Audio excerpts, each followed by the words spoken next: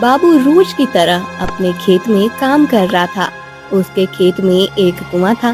बाबू उस कुएं के पास आता है और इस कुएं में तो एक लोटा पानी भी नहीं है।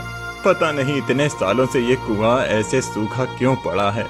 अपने खेत में कुआं होते हुए भी मुझे दूसरों के कुएं से पानी का प्रबंध करना पड़ता है। हे भगवान, अब मैं क्या करूं? एक तो फसल अच्छी नहीं आ रही है और ऊपर से ये सूखा हुआ कुआं। आज तो मैं इस कुएं को हमेशा के लिए बंद ही कर देता हूँ। इसमें मिट्टी डालकर इसकी दीवारें भी तोड़ देता हूँ। ऐसा कहकर बाबू उस कुएं में मिट्टी डालने लगता है। जैसे ही वो कुएं में मिट्टी डालता है, कुएं के अंदर से आवाज आती है, नहीं नहीं, ऐसा मत करो, इस कुएं में मिट्टी मत डालो, इसे मत बंद करो। वो आवाज सुनकर बाबू हक्का बक्का रह जाता है। वो कुएं में झांक कर देखता है, परंतु उस कुएं के अंदर कोई नहीं होता। अरे ये क्या? मैंने अभी अभी तो किसी स्त्री की आवाज सुनी थी, पर यहाँ तो कोई नहीं है। समझ नहीं आ रहा है कि वो आवाज कहाँ से आ रही थी। जाने दो, मुझे ही भ्रम हुआ होगा। ऐसा विचार करके बाबू फिर से कुएं में मिट्टी डालने लगता है। फिर से वही आवाज आती है। अब बाबू डर जाता है और अपने घर चला जाता है। उसके घर उसकी बूढ़ी माँ। अरे क्या हुआ? आज इतनी जल्दी कैसे आ गए तुम? अरे माँ, क्या बताऊं, हमारे खेत में जो कुआं है वो तो किसी काम का ही नहीं है। एक बूंद पानी नहीं होता उसमें। इसीलिए मैंने सोचा कि आज उस कुएं में मिट्टी डालकर उसे बंद ही कर देता हूँ। लेकिन जैसे ही मैंने उस कुएं में मिट्टी डालने को मिट्टी उठाई, उस कुएं से मुझे एक आवाज आई। अच्छा, कैसी आवाज? अरे माँ, कुएं के अंदर से कोई नहीं, ये कुआं मत बुझाओ, इसे मत बंद करो, ऐसा कह रहा था। क्या? ये क्या बड़बड़ा रहे हो? मैं बड़बड़ा नहीं रहा हूँ माँ, मैं सच बोल रहा हूँ। मुझे पहली बार लगा कि मुझे भ्रम हुआ है, इसीलिए मैंने दोबारा मिट्टी डालना शुरू किया तो फिर से वही आवाज आने लगी। पता नहीं क्या है उस विचित्र कुएं में। वह कुआं तो बहुत पुराना है। तुम्हारे दादाजी कहते थे कि उनके भी दादा परदादा के जमाने से भी पुराना वो कुआं है। क्या वो कुआं इतना पुराना है? हाँ बेटा, सुना तो ऐसा ही है। लेकिन माँ, क्या फायदा इतने पुराने कुएं का जब वो हमें जरूरत के समय पानी ही नहीं देता। बेकार में ही इतने बड़े कुएं के कारण खेत की जगह अड़ गई है। नहीं, मैंने तो तय किया है, मैं कल फिर एक बार उस कुएं में मिट्टी डालूंगा। बेटा, जो भी करना सोच समझ कर करना। अगले दिन बाबू फिर से एक बड़े बर्तन में मिट्टी भर लेता है और उस कुएं में डालने ही वाला होता है कि तभी, नहीं, इस कुएं को बंद मत करो, इसमें मिट्टी मत डालो। अब तो बाबू बुरी तरह से डर जाता है। वो समझ जाता है कि बार बार ऐसा भ्रम नहीं हो सकता। जरूर इस विचित्र कुएं का कोई रहस्य होगा। उसे अब खेत में काम करने में भी डर लगने लगता है। वो अपने घर वापस आने लगता है। तभी उसे रास्ते में एक साधु मिलते हैं। प्रणाम बाबा। कल्याण हो पुत्र। क्या हुआ पुत्र, ऐसे घबराते हुए कहाँ जा रहे हो? जा रहे हो नहीं, कहाँ से आ रहे हो पूछिए बाबा। मेरे खेत में विचित्र घटना घटित हुई है। विचित्र घटना? ऐसा क्या हुआ है? साधु बाबा, मेरे खेत में कुआं है। उस कुएं में सालों से पानी की एक बूंद नहीं है। इसीलिए मैंने उस कुएं को हमेशा के लिए बंद करने का विचार किया। तब उस कुएं के अंदर से विचित्र आवाजें आने लगी। कोई कह रहा था कि इस कुएं को मत बंद करो, इसमें मिट्टी मत डालो। मैं तो बहुत डर गया हूँ साधु बाबा। तो ये वही कुआं है। वही कुआं? कौन सा कुआं बाबा जी? बहुत वर्षों पहले की बात है। इतनी पुरानी कि तब शायद तुम्हारे परदादा का भी जन्म नहीं हुआ होगा। उस समय इस राज्य के महाराज थे, महाराज मेघनाथ। साधु बाबा बाबू को वर्षों पहले की एक कहानी बताना शुरू करते हैं, जिसे सुनकर बाबू का भय अब आश्चर्य में बदलने लगता है।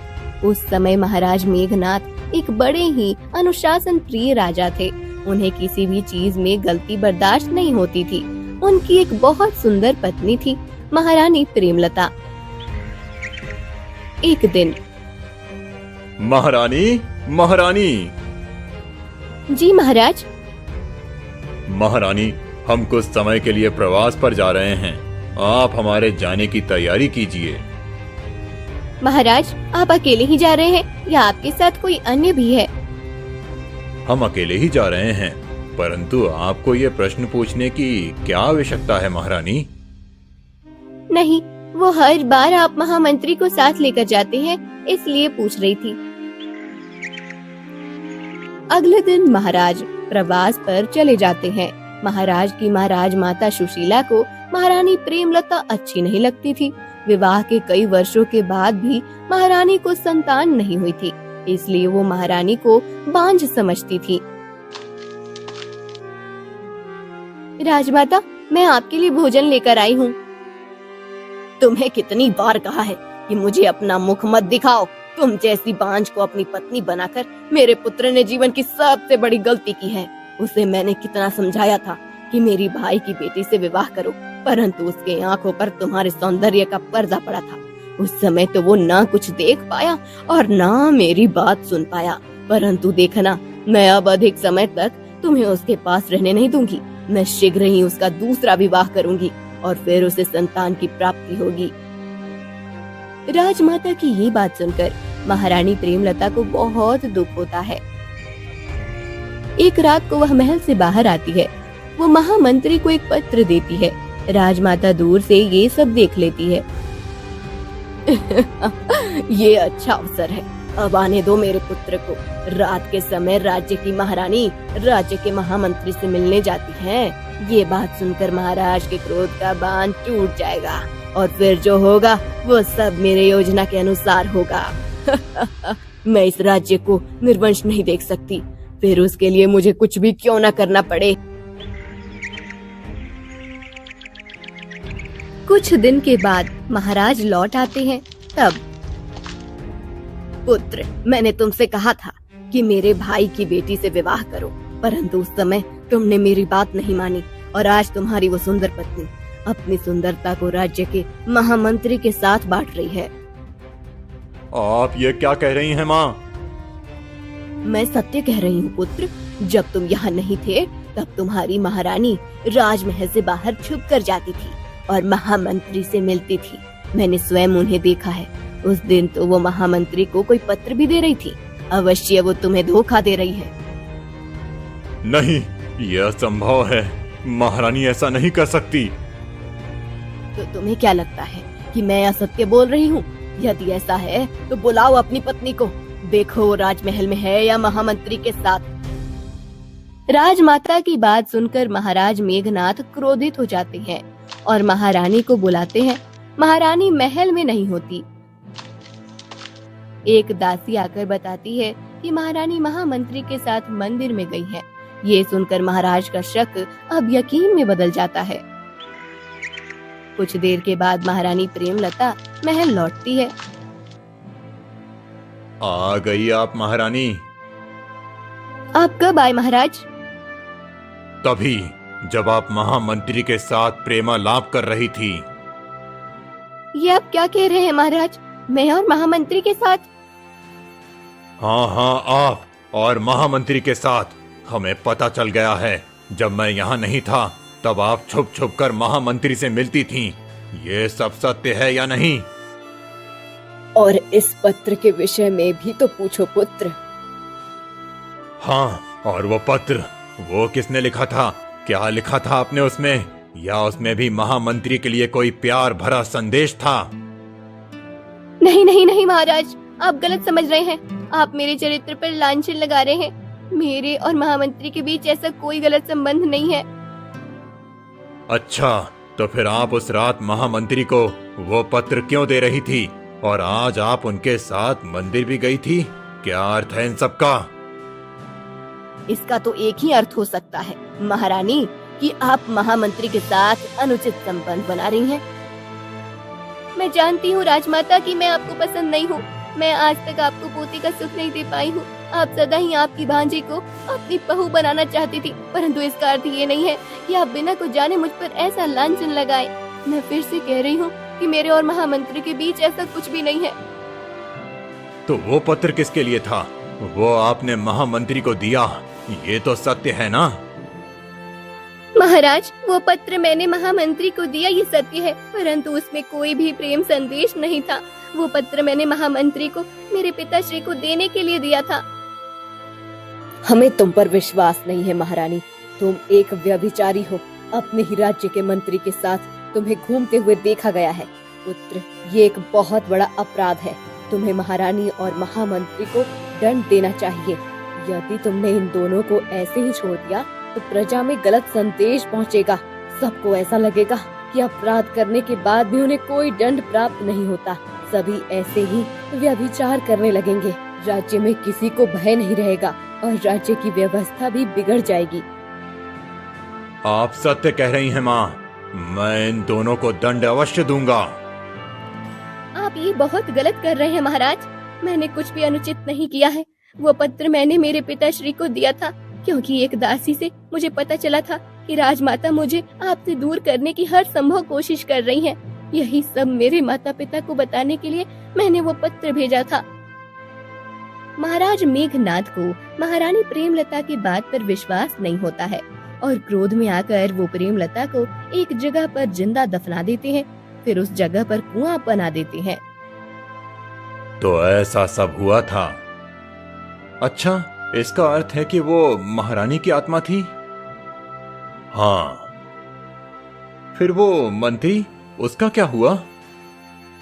उस मंत्री पर भी महाराज ने विष प्रयोग किया और उसे भी मार डाला।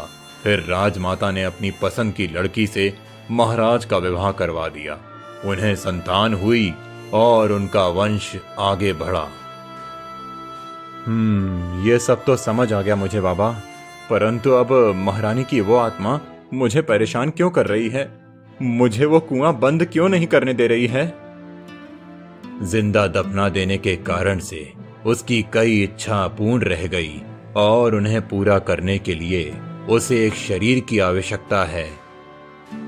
फिर मैं क्या करूं साधु बाबा? आप ही मेरा मार्गदर्शन कीजिए। पुत्र, ये सारी बात महाराज शूरसेन को जाकर बताओ।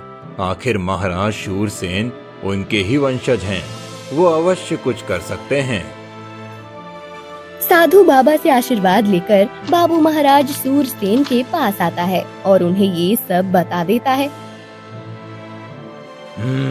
हमें भी पता है कि कई पीढ़ियों पहले महल में कुछ ऐसा हुआ था जो अनुचित था। चलो, मैं आता हूँ तुम्हारे साथ। महाराज शूरसेन बाबू के खेत में आते हैं। विचित्र कुएं की बात पूरे गांव में फैल जाती है और सभी प्रजाजन बाबू के खेत में पहुंच जाते हैं। महाराज कुएं के पास आते हैं और महारानी प्रेमलता, आप मुझसे बात कर सकती हैं? मैं आपका वंशज हूँ।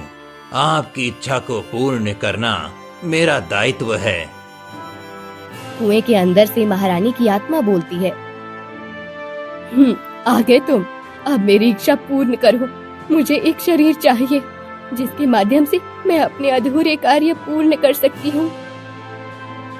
अवश्य महारानी, मैं आपके लिए शरीर का प्रबंध करता हूँ, परंतु आपको मुझे वचन देना होगा कि आप शरीर प्राप्त करने के बाद किसी को परेशान नहीं करेंगी। हाँ, किसी को नहीं, केवल तुम्हें और तुम्हारे परिवार को छोड़कर तुम्हारे राजमहल का मैं निशान भी मिटा दूंगी। तुम्हारे राज परिवार के कारण मेरी मृत्यु हुई है। महारानी, उस समय आपके साथ जो हुआ वो अनुचित था, ये मुझे मान्य है। आप पर किसी ने विश्वास नहीं किया और आपको लांछन देकर आपकी हत्या कर दी गई, परंतु उस बात को अब बहुत समय बीत गया है।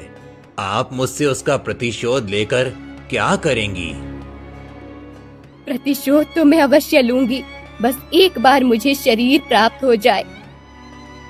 आत्मा की यह बात सुनकर महाराज शूरसेन भी सोच में पड़ जाते हैं।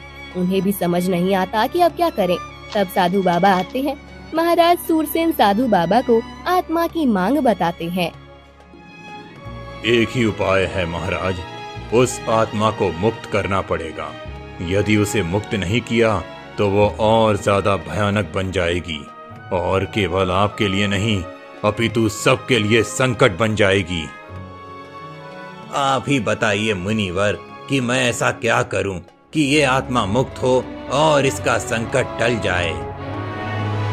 महाराज, ये आपकी पूर्वज थी, इसीलिए आपको इनका अंतिम क्रियाकर्म करना पड़ेगा। वो आत्मा अभी वायु रूप में है, इसीलिए वो कुछ नहीं कर पा रही है। यही अवसर है, आप इस कुएं के अंदर जाकर एक हवन कीजिए।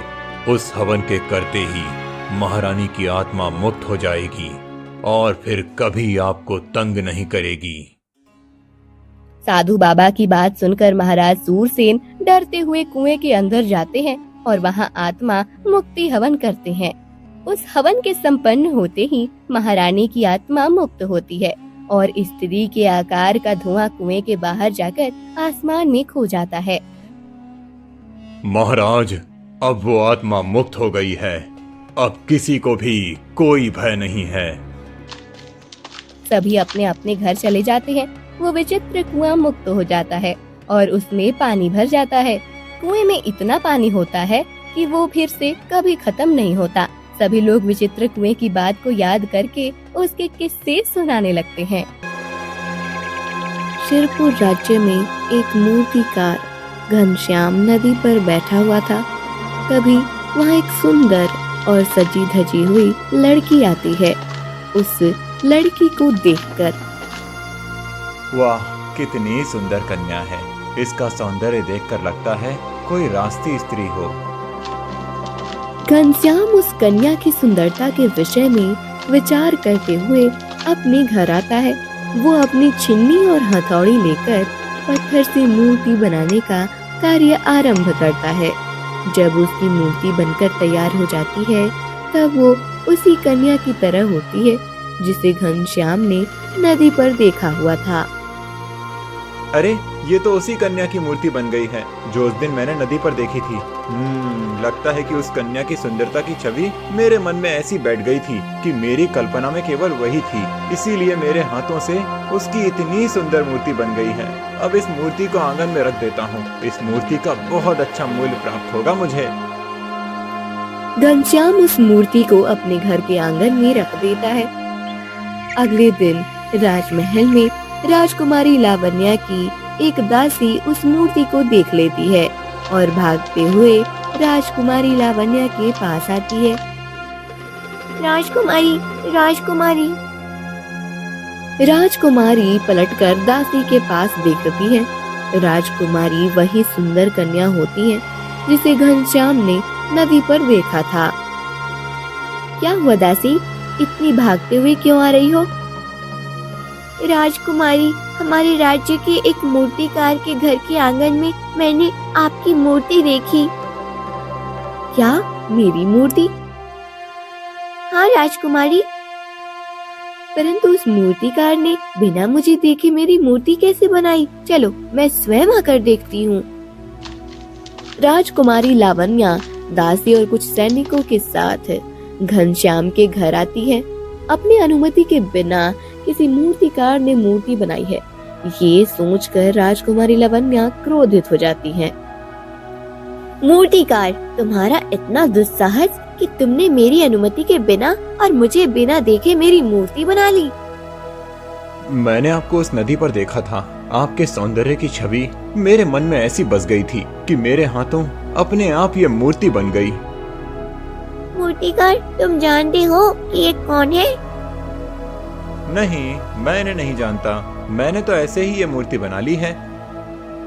ये शिरपुर राज्य का राजकुमारी लावण्या है। तुमने राजकुमारी की अनुमति के बिना उनकी मूर्ति बनाकर उचित नहीं किया है। जब मैंने मूर्ति बनाई तब मुझे पता ही नहीं था कि ये इस राज्य की राजकुमारी हैं। तो फिर अपराध कैसा? देखो मूर्तिकार, वैसे तो मैं सबके साथ स्नेह से व्यवहार करती हूँ, परंतु तुमने ये अनुचित किया है, इसलिए मैं तुमसे बहुत क्रोधित हूँ।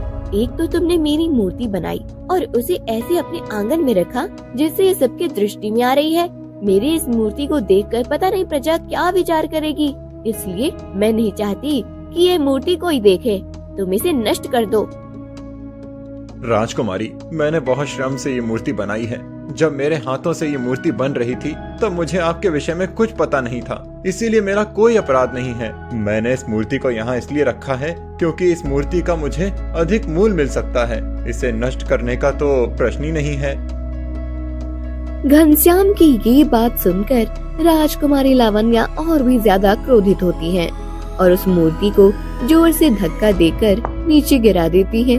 मूर्ति जमीन पर गिर जाती है और उसके 2 टुकड़े हो जाते हैं। राजकुमारी, ये क्या? आपने मेरे श्रम को ये मिट्टी में मिला दिया।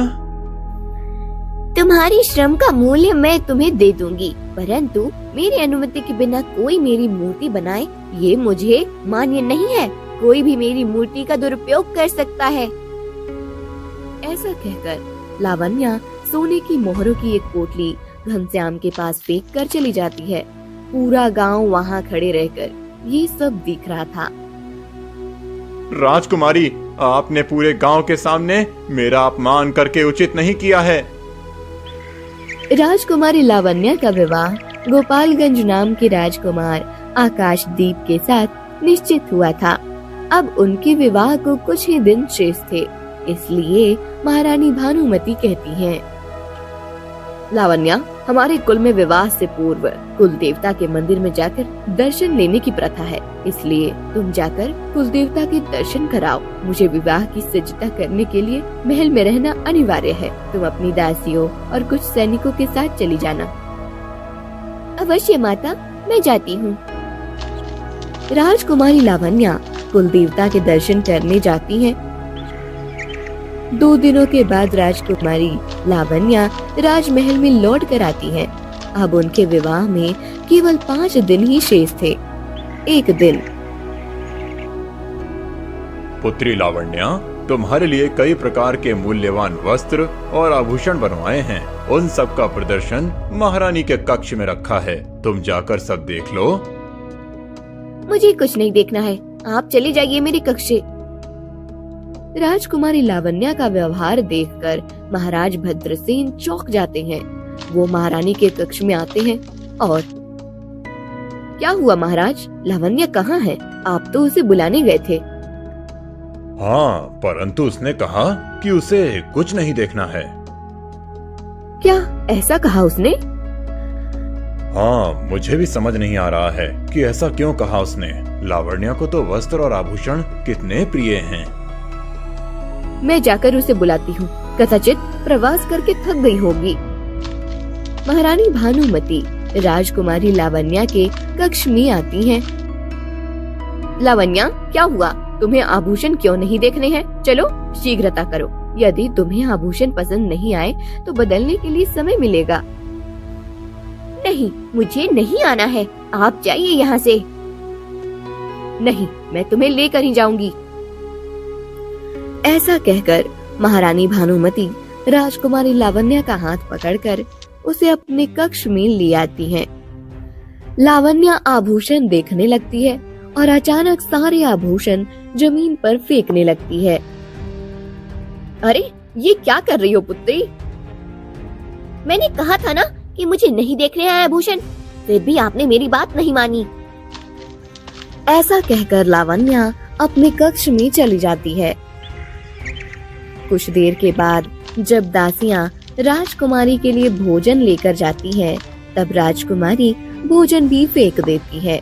दासियां आकर महाराज और महारानी के पास आकर उन्हें सब बता देती हैं। महारानी, समझ नहीं आ रहा है कि लावण्या ऐसा व्यवहार कैसे कर रही है। जब से वे कुल देवता के दर्शन करके लौटी है, तब से उसके व्यवहार में कितना परिवर्तन आया है। हाँ महाराज, मैं भी देख रही हूँ कि लावण्या बहुत बदल गई है, परंतु मेरे विचार से अब 4 दिनों में उसका विवाह हो जाएगा। उसका पूरा जीवन ही परिवर्तन हो जाएगा, इसलिए कदाचित वो ऐसा व्यवहार कर रही है। हाँ, हो सकता है। महारानी, आप लावण्या का ध्यान रखना। राजकुमारी लावण्या के विवाह का दिन आता है। उनके होने वाले वर राजकुमार आकाशदीप अपने पूरे राज परिवार के साथ विवाह के लिए शिरपुर पहुंच जाते हैं। राजकुमारी लावण्या की दासियां उन्हें नववधू के रूप में ऐसे तैयार करती हैं कि उनका सौंदर्य देखकर सभी मोहित हो जाते हैं। महाराज भद्रसेन ने एक बहुत बड़े तपस्वी को विवाह का निमंत्रण दिया था। वो तपस्वी अपने कुछ शिष्यों के साथ विवाह के लिए आने लगते हैं। वो वन के मार्ग से आ रहे होते हैं। तभी कोई मेरी सहायता करो, कृपया कोई मेरी सहायता करो। तपस्वी जी वो आवाज सुनकर रुक जाते हैं। रुक जाओ शिष्यों, कोई सहायता के लिए पुकार रहा है। किसी स्त्री के रोने की आवाज आ रही है। तपस्वी और शिष्य वन में ढूंढने लगते हैं। तपस्वी जी को एक बड़े पेड़ के पीछे एक मूर्ति दिखाई देती है। तपस्वी जी उस मूर्ति के पास जाते हैं। तपस्वी जी को देखकर उस मूर्ति की आंखों से आंसू बहने लगते हैं। तपस्वी जी, मैं सत्य कह रही हूँ, मैं ही राजकुमारी लावण्या हूँ। राजमहल में जो है वो कौन है ये मुझे पता नहीं, परंतु राजकुमारी लावण्या मैं ही हूँ। मुझे तुम्हारी सत्यता सिद्ध करने के लिए तुम्हें राजमहल ले जाना होगा। वहीं जाकर सब सत्य सामने आ सकता है। तपस्वी जी अपने शिष्यों से कहते हैं और उनके शिष्य उस मूर्ति को उठाते हैं। सभी उस मूर्ति को लेकर राजमहल में आते हैं। वहाँ विवाह मंडप में राजकुमार आकाशदीप अपने राज परिवार के साथ बैठे हुए होते हैं और उनके सामने ही राजकुमारी लावण्या महाराज भद्रसेन और महारानी भानुमति के साथ बैठी हुई होती है। दोनों के विवाह की विधि शुरू होने ही वाली थी कि तभी रुक जाइए महाराज भद्रसेन। तपस्वी जी की बात सुनकर सभी उनकी तरफ देखते हैं। क्या हुआ तपस्वी जी? ये मूर्ति देखिए महाराज।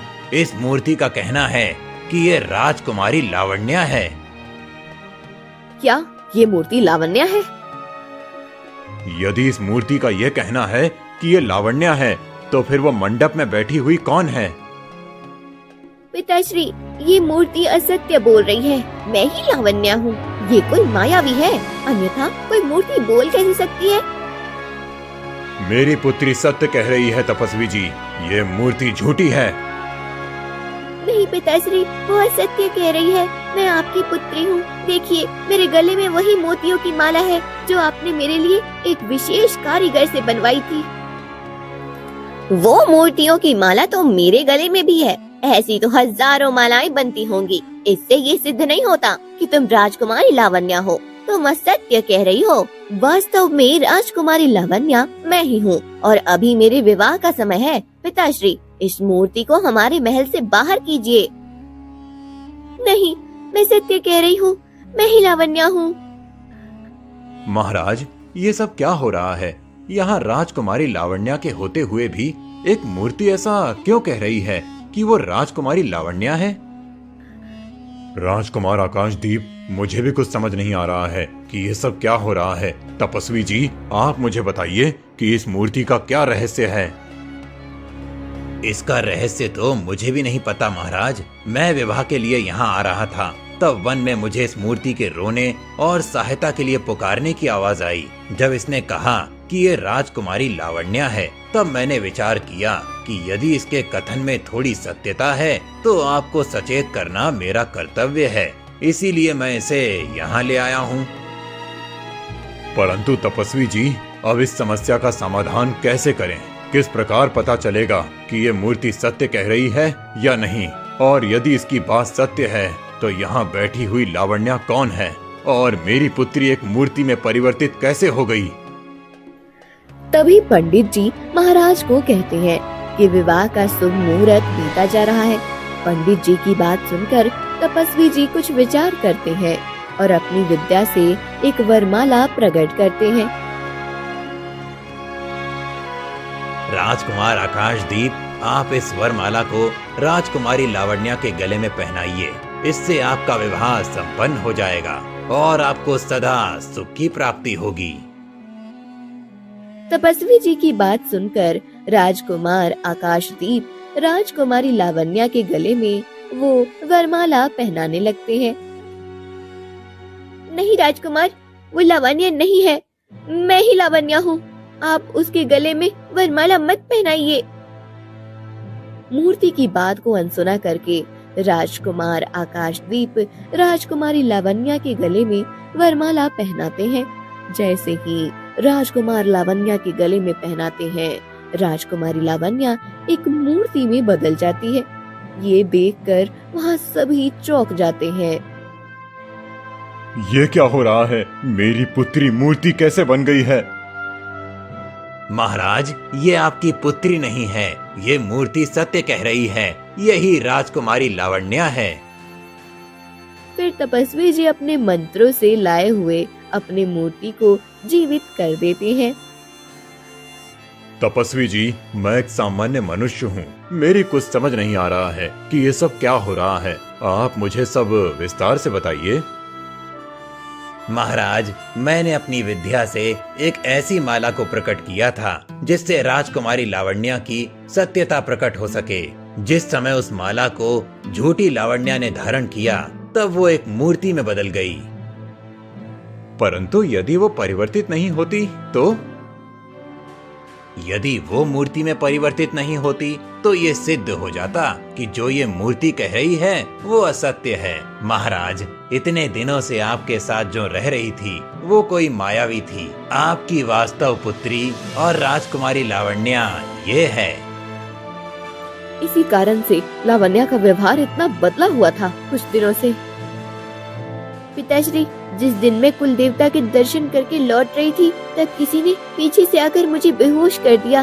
जब मैं होश में आई, तब मैंने मुझे एक मूर्ति में पाया। मुझे पूरा विश्वास है कि ये सब उस मूर्तिकार घनश्याम ने ही किया होगा। उधर मूर्तिकार घनश्याम को पता चल जाता है कि उसकी बनाई हुई मूर्ति का सत्य सबके सामने आ गया है। वो भागने लगता है और वन में आकर छुपता है। महाराज के सैनिक उसे पकड़ लेते हैं और राजमहल में आते हैं। मूर्तिकार, सत्य बताओ कि तुमने मेरी पुत्री के साथ क्या किया है? मैंने कुछ नहीं किया महाराज, मैं तो सिर्फ अपना प्रतिशोध पूरा कर रहा था। किस बात का प्रतिशोध? मैंने राजकुमारी लावण्या की एक सुंदर मूर्ति बनाई थी, परंतु इन्होंने मेरा अपमान किया और मेरी मूर्ति को तोड़ दिया। पूरे गांव के सामने उन्होंने मुझे अपमानित किया था। इसीलिए मैंने ये निश्चय किया था कि मैं राजकुमारी से अपना प्रतिशोध लेकर रहूंगा। मेरी माँ एक तांत्रिक थी, मुझे भी उनके तंत्र मंत्र की विद्या आती है। मैंने उसी विद्या का उपयोग करके उस मूर्ति को जोड़ दिया और उसे जीवित किया। जिस समय राजकुमारी वन के मार्ग से महल में लौट रही थीं, तभी मैंने उन्हें बेहोश करके उन्हें मूर्ति में बदल दिया। क्या तुमने मेरी पुत्री के साथ ऐसा भयानक व्यवहार किया? आज यदि तपस्वी जी उस वन से नहीं आते तो हमें कभी पता नहीं चलता कि हमारी पुत्री एक मूर्ति बन चुकी है। मेरी योजना तो लगभग सफल ही हो गई थी। मेरी बनाई हुई जिस मूर्ति को राजकुमारी ने तोड़ दिया था, उसी को मैंने उनके स्थान पर राजमहल में भेज दिया था। इस मूर्तिकार ने क्रोध की भावना से उस मूर्ति को जीवित किया था। इसी कारण से वो मूर्ति सबसे बदला हुआ व्यवहार कर रही थी। दुष्ट मूर्तिकार, मैंने वो मूर्ति तोड़ दी थी क्योंकि मैं नहीं चाहती थी कि मेरी मूर्ति का तुम ऐसे प्रदर्शन करो। मैंने तुम्हें चेतावनी दी थी, परंतु तुमने मेरी बात नहीं मानी थी, इसलिए मुझे वो मूर्ति तोड़नी पड़ी थी। तुमने जो किया उसका दंड तुम्हें अब मिलकर रहेगा। सैनिकों, इस मूर्तिकार के दोनों हाथ तोड़ दिए जाएं। जिन दुष्ट हाथों से इसने मेरी प्रिय पुत्री को एक मूर्ति में परिवर्तित किया था, वो हाथ इसके शरीर से निकल जाना ही इसके लिए सबसे बड़ा दंड होगा और इसके बाद ये किसी के साथ ऐसा व्यवहार नहीं कर पाएगा। महाराज की आज्ञा लेकर सैनिक मूर्तिकार घनश्याम के दोनों हाथ काट डालते हैं और उसे वन में छोड़ देते हैं। वास्तव राजकुमारी लावण्या और राजकुमार आकाशदीप का विवाह सुख पूर्वक संपन्न हो जाता है। वो दोनों अपना जीवन प्रसन्नता से व्यतीत करने लगते हैं।